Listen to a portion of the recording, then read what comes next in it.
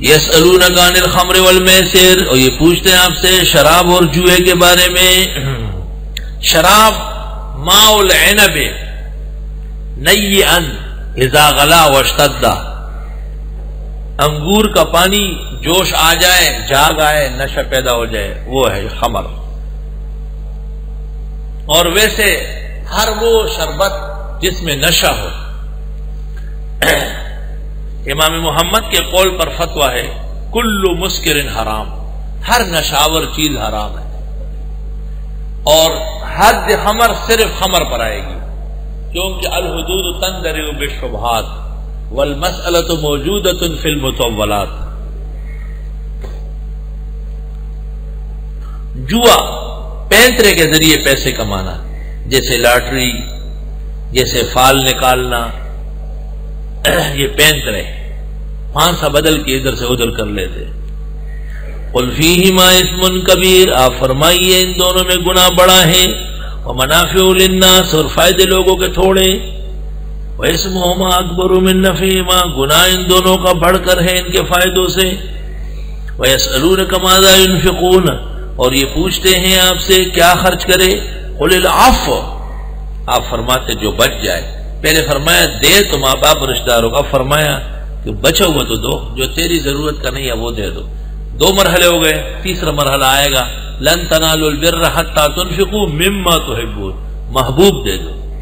پہلے ہی جناب کہ سارا دے دے، وہ کہے گا چھیننے آئے، آپ کہیں گے اپنوں کو دے، اپنے ماں باپ کا، بہن بھائیوں کا، ان کا تو خیال رکھے۔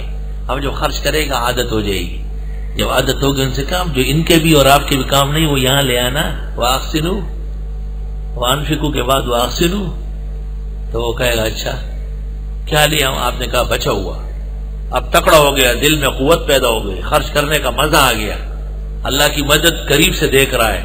اب آپ کہے کہ چوتھے پارے کی آیت پڑھے، لن تنالوا البر حتى تنفقوا مما تحبون، یہ دیکھیں پہلے پارے میں فرمایا مما ينفقون، بس جو بھی ہو خرچ کرے، پھر فرمایا ماں باپ کو دے، اب فرمایا بچا ہوا دے۔ یہ آدمی کو تیار کرنے کا طریقہ ہوتا ہے۔ اسلام صرف لوگوں پر غلبہ نہیں حاصل کرتا بلکہ لوگوں کو اطاعت کے لیے تیار کرتا ہے۔ قل العفو، آپ فرمائیے جو ضرورت سے زیادہ ہے۔ كذلك يبين الله لكم الآيات لعلكم تتفكرون، یوں بیان فرماتے اللہ تم کو نشانیاں تاکہ تم سوچو، فی الدنیا، دنیا میں، والآخرہ، آخرت کے بارے میں۔ وَيَسْأَلُونَكَ عَنِ الْيَتَامَىٰ، اور یہ پوچھتے آپ سے یتیموں کے بارے میں۔ یتیموں کے بارے میں حکم آیا تھا وَلَا تَقْرَبُوا مَالَ الْيَتِيمِ، قریب نہ جانا، تو وہ حیران ہو گئے کہ ان کی زمین کو پانی کیسے دیں گے، فصل کیسے بوئیں گے اور کاٹیں گے، اور ان کے پیسے کوٹے ہو جائیں گے اگر ہاتھ نہ لگائے۔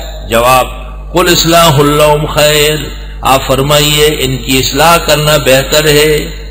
وَإِن تُخَالِطُوهُمْ، اور اگر تم ان کے ساتھ مل جل کے رہو، فَإِخْوَانُكُمْ، وہ بھی تمہارے بھائی ہیں۔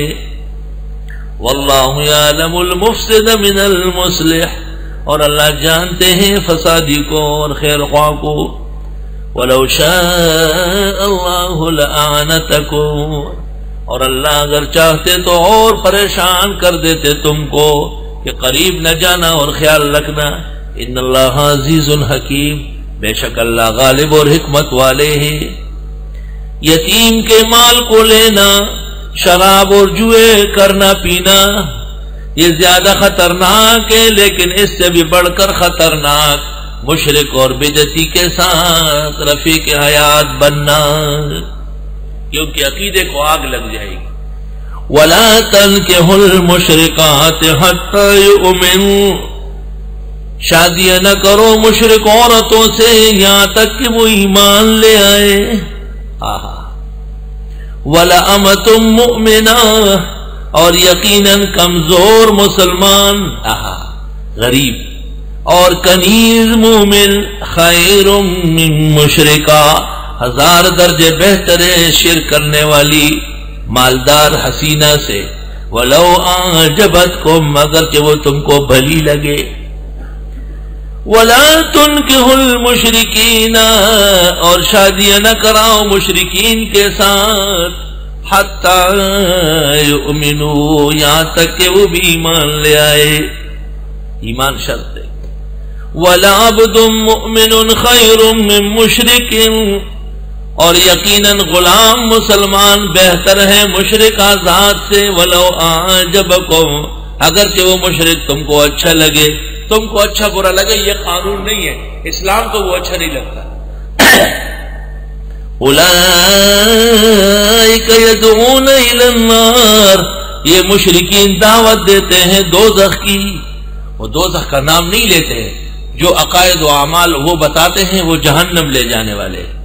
واللہ یدعو الی الجنۃ والمغفرۃ بإذنہ، اور اللہ دعوت دیتے ہیں جنت اور مغفرت کی اپنے فضل سے، اپنے حکم سے. وَيُبَيِّنُ آيَاتِهِ لِلنَّاسِ لَعَلَّهُمْ يَتَذَكَّرُونَ، اور بیان فرماتے اللہ اپنے مسئلے لوگوں کے لیے تاکہ وہ چونک جائے، نصیحت حاصل کرے.